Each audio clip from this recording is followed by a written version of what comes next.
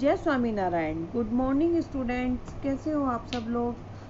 I hope कि सब लोग अच्छे होंगे। मैं प्रीति कंसल आत्मा ग्रीन स्कूल से आपको आज 8 जुलाई को बच्चों हम अपना न्यू लेसन स्टार्ट करेंगे। लेसन का नाम है हमारा घर। तो बच्चों आपके एग्ज़ाम कैसे चल रहे हैं। आई होप कि आप सबके लोगों के एग्ज़ाम अच्छे हो रहे होंगे और सबको मार्क्स भी साथ के साथ पता चल रहे होंगे। ये वाले पीरियोडिकल आपको ज़्यादा आई थिंक अच्छे लग रहे होंगे क्योंकि कोई वेटिंग नहीं है इसमें आपको मार्क्स का। आपको साथ के साथ आपको अपने मार्क्स पता चल रहे होंगे कि कितने मार्क्स आ रहे हैं। तो सब बच्चे अपने मार्क्स जो आ रहे होंगे उससे सेटिस्फाई होंगे और सबको अच्छे मार्क्स ही आए होंगे। तो बच्चों आपका हिंदी का पेपर भी हो चुका होगा, आप लोगों ने दे दिया होगा क्योंकि आज हमारा हिंदी का ही पेपर था। तो आपको कैसा लगा हिंदी का पेपर करके, कैसे मार्क्स आए सबको। आई होप कि सब लोगों को अच्छे मार्क्स आए होंगे। अभी मैंने सबके रेस्पॉन्स नहीं देखे हैं, तो जब मैं सबके रेस्पॉन्स देखूंगी तो मेरे को पता चलेगा कि सब बच्चों का पेपर कैसा हुआ और सबको कैसे मार्क्स आए। अगर आप लोगों को अच्छे मार्क्स आते हैं तो मेरे को अच्छा लगेगा क्योंकि आप सब लोगों को अच्छे से समझ में आया है। और अगर आप लोगों के मार्क्स कम आते हैं तो यानी कि ये है कि आपने पढ़ाई अच्छे से नहीं की है, आपको समझ में कम आया है। तो बच्चों इसलिए अपना एग्ज़ाम अच्छे से देना और अच्छे से ही करना।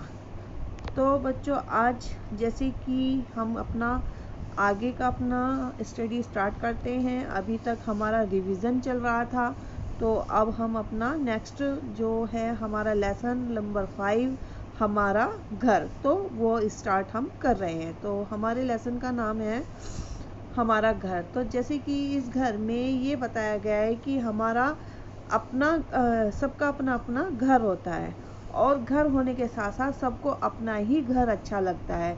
क्यों अच्छा लगता है? जितना कंफर्टेबल हम अपने घर में हो पाते हैं इतना कंफर्टेबल हम किसी के घर में नहीं होते। जितना हम आराम से अपने घर में रह सकते हैं, अपनी मनपसंद चीज़ें कर सकते हैं, ऐसा किसी दूसरे के घर में नहीं कर सकते। तो जो इसके लेखक हैं जो जिन्होंने ये लेसन के बारे में वो बता रहे हैं, उन लेखक का मैं छोटा सा परिचय आपको देना चाहूँगी। तो वे एक व्यंग्यकार लेखक थे, यानी कि कॉमेडियन लेखक थे वो। उनका नाम था रविंद्रनाथ त्यागी। क्या नाम था बच्चों उनका नाम था रविंद्रनाथ त्यागी। तो जो रविंद्रनाथ त्यागी जी थे वे एक व्यंग्यकार कवि थे और उन्होंने ही इस लेसन के बारे में लिखा है जिसका नाम उन्होंने रखा था हमारा घर। तो उनका जन्म बच्चों 1 सितंबर 1931 को हुआ था, जो पश्चिम उत्तर प्रदेश में हुआ था। जो वेस्ट यूपी है उसमें इनका जन्म हुआ था रविंद्रनाथ त्यागी का। और इनकी गणना हिंदी के श्रेष्ठ व्यंग्यकारों में की जाती है, यानी कि जो श्रेष्ठ आपके कॉमेडियंस आपके लेखक हैं, कवि हैं, उनमें की जाती है। व्यंग के अतिरिक्त काव्य सृजन में भी इनकी काफ़ी रुचि रही है, इनका काफ़ी इंटरेस्ट था उसमें काव्य में भी। और इनकी जो प्रमुख कृतियां हैं वो है खुली धूप में नाव पर कविता, वो कविता संग्रह है इनका। और सेकंड है शोक सभा, कल्पवृक्ष और भित्ति चित्र व्यंग संग्रह, वो आपका इनका व्यंग संग्रह है। तो ऐसे थे हमारे रविन्द्रनाथ त्यागी जी। उसी व्यंग्यकार को ऐसे व्यंग्यकार थे, इन्होंने अपने ही इसी तरह से हमारा घर जैसा एक कहानी को लिखा है, उसके बारे में बताया, तो हम उसे पढ़ते हैं। हमारा घर सभी को अच्छा लगता है, मगर हमारे व्यंग्यकार का जो घर है वह उनसे कहीं बढ़कर कुछ और लोगों को अच्छा लगता है। तो सब आप लोगों को बच्चों, आपको अपना घर अच्छा लगता होगा, मुझे अपना घर अच्छा लगता है। कोई थर्ड पर्सन है तो उसको अपना घर अच्छा लगता है। लेकिन जो हमारे लेखक हैं, लेखक कौन है? हमारे रविन्द्रनाथ त्यागी जो व्यंग्यकार हैं, वे ये कह रहे हैं कि जो व्यंग्यकार का जो घर है वह उन्हें तो अच्छा लगता ही था, बल्कि उनसे बढ़कर और लोगों को भी बहुत अच्छा लगता था। जो उनके और मिलने जुलने वाले लोग थे उनको भी बहुत अच्छा लगता था। वो क्यों अच्छा लगता था, ये ही इस लेसन के में कुछ बताया गया। तो व्यंगकार अनचाहे मेहमानों की आवाजाही से तो परेशान है ही, बल्कि परिवार के सदस्यों के क्रियाकलापों पर भी उन्हें कम बेचैनी नहीं होती। तो जो व्यंगकार के अनचाहे मतलब जो बिन बुलाए या जो जिनकी ज़रूरत नहीं होती अनजाने वैसे ही आ जाते हैं, अनचाहे मेहमानों को की जो आवाज़ आई थी, आवाज़ आई मीन्स है कि बार बार बहुत ही आना जाना था, उनसे परेशान तो है ही। परिवार के जो सदस्य हैं उनके क्रियाकलाप, जो उनका क्रिया करने का है, जो उनका कार्य करने का जो तरीका है, उससे भी उन्हें कम बेचैनी, वो कम बेचैन नहीं होते थे, उनसे भी बहुत परेशान होते थे। जो उनकी क्रिया करने की, कार्य करने की जो उनकी क्षमता थी, कार्य करने का जो उनका तरीका था, उससे वो बेचैन होते थे। तो इस बारे में कवि क्या कह रहा है, हमारा घर के बारे में वो इसमें बताया गया है कि हमें अपना घर बहुत पसंद है। ताजमहल के बाद शायद यह दूसरी ही इमारत है जिसके अगर आप बाहर हो तो अंदर जाने की तबीयत करती है और अंदर हो तो बाहर आने की तबीयत करती है। जो रविन्द्रनाथ व्यंगकार कवि हैं वो ये कह रहे हैं कि हमें अपना घर बहुत पसंद है। ताजमहल है हमारा, जो भारत के 7 अजूबों में उनका नाम आता है, उनमें से एक ताजमहल है। जो ताजमहल के बाद जितना सुंदरता ताजमहल की जाती है, जितना सुंदर ताजमहल को कहा जाता है कि ताजमहल देखने में बहुत सुंदर है, बहुत देख के उसको अच्छा लगता है, ऐसा ही ताजमहल के बाद शायद यह दूसरी ही इमारत। तो वे ये कह रहे हैं, व्यंग कर रहे हैं कि ताजमहल के बाद उनका घर दूसरी इमारत है, जिसे अगर आप बाहर खड़े हो तो अंदर जाने का मन करता है, और अगर अंदर आप हो तो बाहर आने का मन, अंदर हो तो बाहर आने की तबीयत करती है। तो मतलब तबीयत मीन्स है कि मन करता है, उनका मन होता है। मैंने जिस घर का जिक्र करना शुरू किया वह हमारा है, मेरा अपना नहीं है। सच्चाई तो यह है कि सबसे कम क्षेत्र में मेरे ही अधिकार में है। तो जो कवि हैं वो ये कह रहे हैं कि मैं जिस घर का जिक्र कर रहा हूँ, मैं जिस घर की बात कर रहा हूँ, वो लेसन में जिसमें घर का जिक्र करना शुरू कर रहा हूँ वह हमारा है, पर मेरा अपना नहीं। हमारा तो है मतलब, लेकिन मेरा पर्सनल अपना नहीं है। सच्चाई तो यह है कि सबसे कम क्षेत्र में उनका जो एरिया है वो उनके पास सबसे कम है, बाकी घर बीवी के कब्जे में है। तो वो ये कह रहे हैं कि जो बाकी घर है वो बीवी के कब्जे में, बीवी ही देखती है वहाँ पे, जो बीवी का होल्ड चलता है वहाँ पे, बच्चे रहते हैं या मेरे माता पिता के पास रहता है। तो उन्होंने घर को ये कहा है कि घर तो मेरा है, लेकिन घर में मेरा अधिकार नहीं है। जो मेरे पास बहुत कम एरिया आता है उनके पास, जिस घर में वो रहते हैं। बाकी जो पूरा घर है उसमें बीवी, बच्चे, माता पिता, वे सब लोग रहते हैं।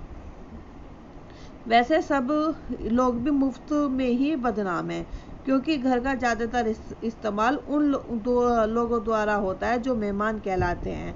ये लोग आते हैं और जाते रहते हैं। फिर कवि ये कह रहे हैं कि बेचारे ये जो इस घर में बीवी, बच्चे, माता पिता हैं, इनका भी फ्री में ही इनका नाम बन रहा हुआ है, कि ऐसे में ही इनका बेमतलब ही इनका नाम बदनाम हो रहा है। एक्चुअली में तो घर का जो हमारा एरिया है या जो घर है हमारा, ज़्यादातर वे लोग उसका फ़ायदा उठाते हैं, जो इस्तेमाल उनके द्वारा किया जाता है। जो मेहमान, जो अनचाहे मेहमान बार बार आते जाते रहते हैं, वे लोग उसका फ़ायदा उठाते हैं। कि कुछ मेहमान होते हैं ना कि जो बिन बुलाए आ जाते हैं, या आपके उनका कुछ काम नहीं होता, जाने वैसे ही वो घूमने फिरने के लिए आ जाते हैं, कि आ जाते हैं तो फिर वो जाने का नाम नहीं लेते, या फिर वो खाली होते हैं तो लोग यहाँ रह लेते। तो कुछ ऐसे मेहमान होते हैं। तो वो ये कवि कह रहे हैं कि हमारा जो घर है तो हमारे ही बाकी घर के लोगों की अपेक्षा जो हमारे मेहमान हैं वे ज़्यादा उसको यूज़ करते हैं। आवागमन की इस प्रथा पर गल्ले की महंगाई, चीनी की कीमत या चावल के न मिलने से कोई फर्क नहीं पड़ता।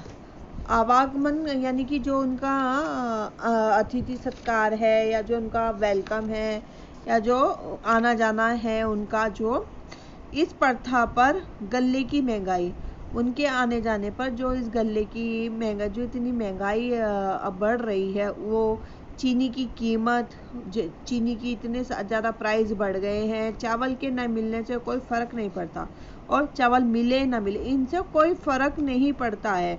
चाहे गल्ला, चाहे आपकी कितनी ही महंगाई हो गई हो, चीनी चाहे कितनी महंगी हो गई हो, चावल मिले या ना मिले इस बात से भी फर्क नहीं पड़ता है। बल्कि यूँ कहिए कि इन कारणों से मेहमानदारी कुछ ज़्यादा ही हो गई है।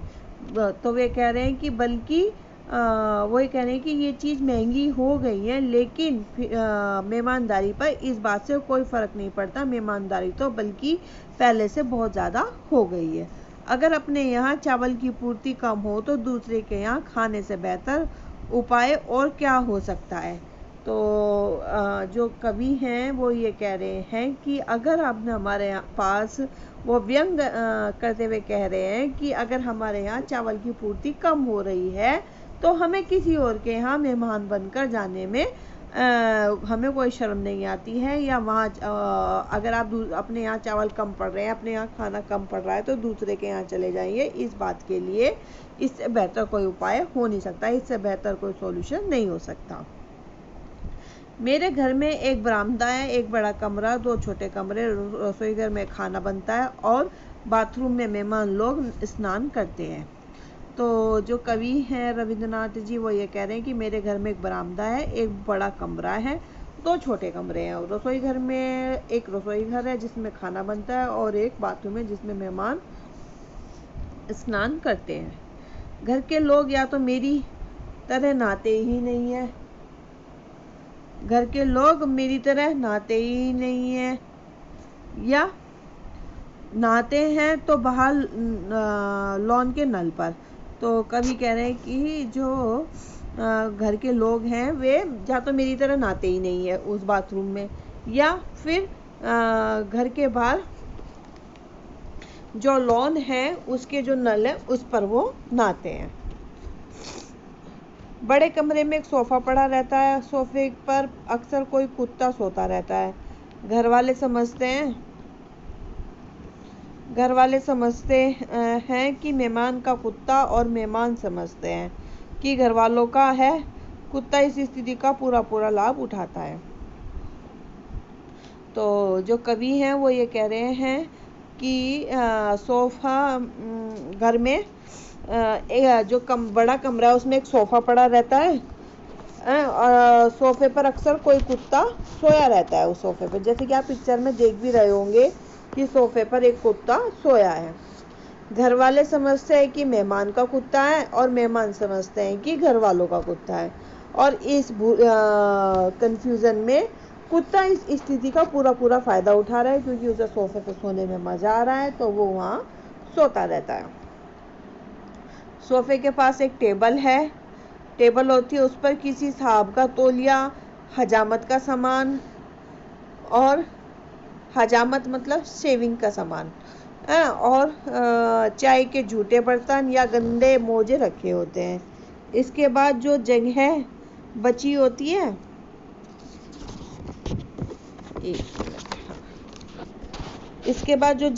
होती है, उसमें मेहमान की खाट बिछी होती है, उस पर मेहमान बिछे होते हैं। इसके बाद जगह बचती है तो उसमें किसी आते जाते सज्जन का होल्डोल रखा होता है। इतना सामान होने के कारण बड़ा कमरा इतना भरा रहता है कि तबीयत यही करती है कि छोटे वाले कमरे में ही चला जाए।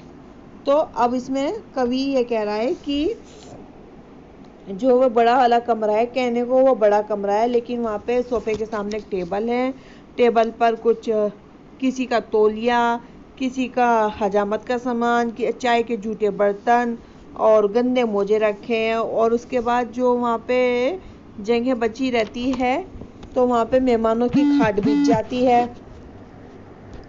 मेहमानों की खाट बिछने से तो उस पर मेहमान लेटे रहते हैं।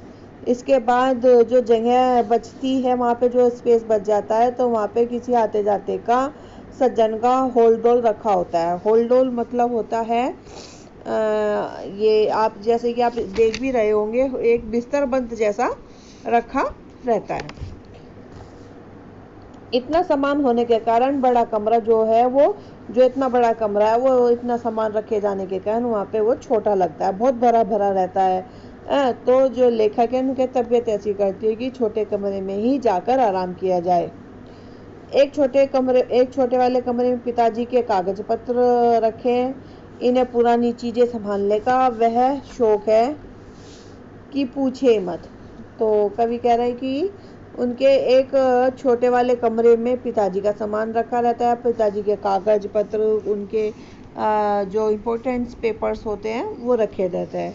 और जो उनके पिताजी है उनको पुरानी चीज़ें संभाल कर रखने का बड़ा शौक है। तो वो पूछे मत कितना उनको शौक है कि वो सब एक एक छोटी से छोटी चीज़ें संभाल कर रखते हैं। 1914 के लिखे दोस्तों के खतों का गट्ठर भी खुदा का शुक्र है कि वे दोस्त नहीं रहे, नहीं तो वे भी इसी कमरे में होते। तो वो जो लेखक है वो ये कह रहे हैं कि 1914 में जब उन्होंने अपने दोस्तों को वे जो खत लिखे थे और उनके जो आंसर आए उन खतों के, तो उन खतों के भी गट्ठर बंधे हुए रखे हैं। इतना शौक है पिताजी को पुरानी चीजें इकट्ठे करने का। वो तो खुदा का शुक्र है, वो तो भगवान की कृपा है कि वे दोस्त नहीं रहे हैं।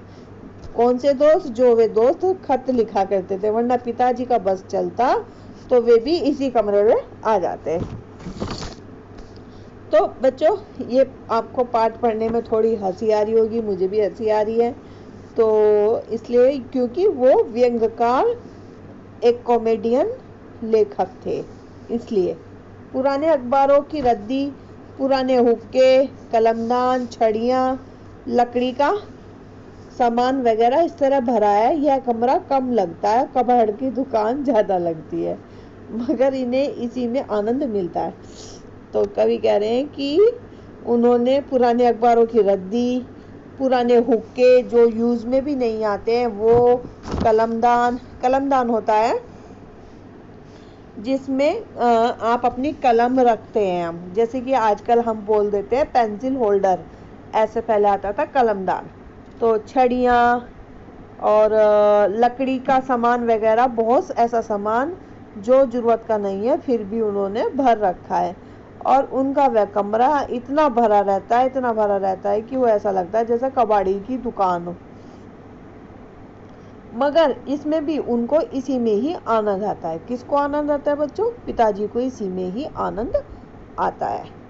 सामान अधिक होने के कारण स्थिति यह होती है कि अगर कल का आया बिजली का बिल ढूंढना हो तो वह बिल मिलेगा। कवि कह रहे हैं कि सामान हमारे घर में इतना सामान है कि सामान यह स्थिति हो गई है कि अगर कल कोई बिजली का बिल आ जाए और वो बिल को ढूंढना हो तो वह बिल मिलेगा जो 1953 में अगस्त के महीने में आया था, जिसका पेमेंट न होने पर एक बार बिजली कटी थी। अब क्या चल रहा है? 2020। तो वो ये कह रहे हैं कि अगर हमारे घर में इतना सामान है, इतनी हमारे सामान से घर का की स्थिति ऐसी है कि अगर बिजली का बिल आ जाए और उसको अगर कल का आया बिजली का बिल, जो कल हमारा बिजली का बिल आया और उसको ढूंढने के लिए कहा जाए तो बिल तो मिलेगा, लेकिन कौन सा मिलेगा? सन 1953 में अगस्त के महीने में जो आया था वो बिल मिलेगा, जिसका पेमेंट ना होने की वजह से उनके घर की बिजली कट गई थी। फिर आगे चलते हैं। इनके कमरे में कहीं भी हाथ डालिए 10-20 साल से कम पुरानी चीज हाथ आती ही नहीं है।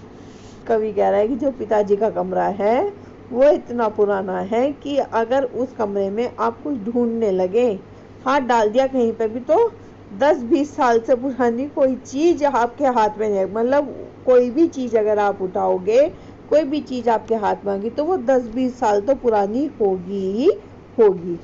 खुद भी 19वीं सदी के आदमी है, जो उसके पिताजी हैं वे भी 19वीं सदी के आदमी हैं। शतरंज चौपड़ दिनों के इंसान हैं। उन दिनों दिन लंबा होता था और रोटी सस्ती होती थी। तो जो कवि कह रहे हैं कि जब वे उन दिनों के टाइम की बात है जब दिन तो बहुत लंबा होता था और रोटी भी सस्ती होती थी, मतलब सब चीज़ें बहुत सस्ते में मिल जाती थी, महंगाई का ज़माना नहीं था। सारे घर में हमारी माताजी का भी कोई कमरा नहीं रहा है। सारे घर में जो पूरा घर है उस घर में उनकी माताजी का कोई कमरा नहीं रहा है। दिन मोहल्ले में गुजरा और शाम हुई तो मंदिर चली गई। तो वो ये कह रहे हैं कि मेरी जो माताजी था उनका कभी कोई कमरा नहीं रहा, क्योंकि सुबह होते ही दिन मोहल्ले में गुजरता था, तो कभी इस वाली पड़ोसन के, कभी दूसरे वाली पड़ोसन के पास, कभी वहाँ जा कभी वहाँ जा, तो ऐसे उनका गुजर जाता था। और जब शाम आती थी तो वो मंदिर चली जाती थी। कहीं राधे श्याम कथावाचक का ड्रामा, कोई धार्मिक सिनेमा हो रहा है, तो हो गया रात भर का इंतजाम। तो कवि कह रहे हैं कि तो कभी वे राधे श्याम का जो वे कथावाचक आए हैं उनकी कथा सुनने के लिए चले गए, और कभी ड्रामा हो रहा है तो वहां देखने चले गए, या कोई धार्मिक सिनेमा आ गई या कोई मूवी आ गई तो वहां देखने। तो इस तरह से पूरे दिन उनका ऐसे ही बीत जाता, और रात भर का उनका इंतजाम ऐसे ही हो जाता इन सब चीज़ों को देखकर। बाकी वक्त मिला तो उसमें धार्मिक चर्चा हुआ करती थी, और जो बाकी कुछ टाइम बचा भी तो वो दिन भर का उनका ये प्रोग्राम रहता था। तो इसके बाद जो उनके पास थोड़ा बहुत जो टाइम बचा भी कि हमारे पास कोई टाइम, तो उसमें वो धार्मिक चर्चा किया करते थे, अपने धर्म के ऊपर बातें किया करते थे कि कैसे हमारे धर्म में क्या क्या होता है, क्या क्या नहीं होता है।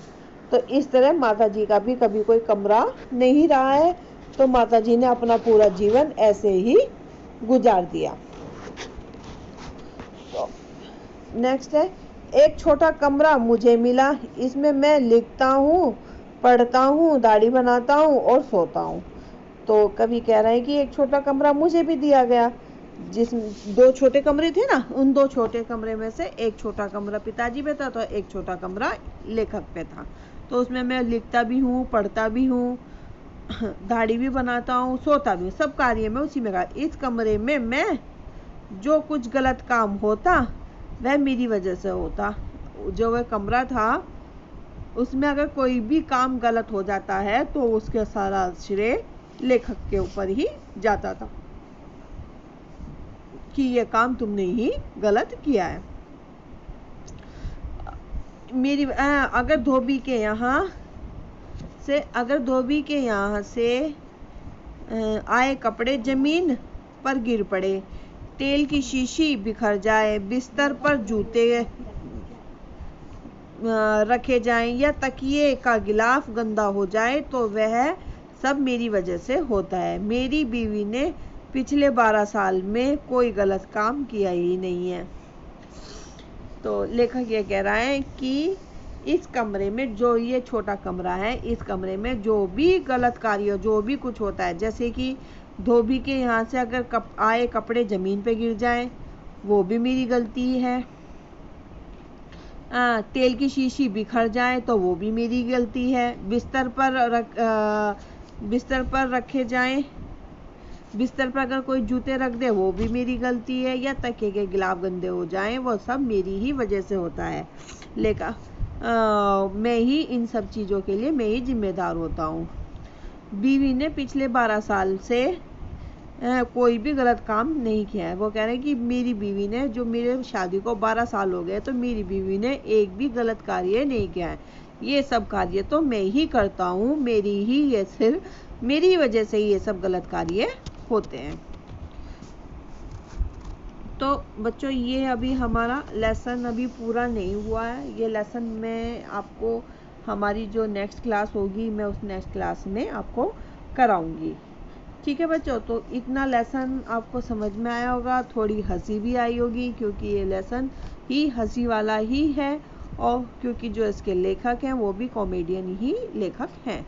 तो बच्चों एक बार आप सब लोग भी इसकी रीडिंग लगा कर देख लेना। वैसे मैं अपनी जब नेक्स्ट क्लास होगी उसमें एक बार मैं आपको क्विक रिकैप दूंगी, तो जिससे कि हम ये लेसन आगे कंटिन्यू करेंगे। ठीक है, ओके बच्चों, bye, take care, stay home, stay safe.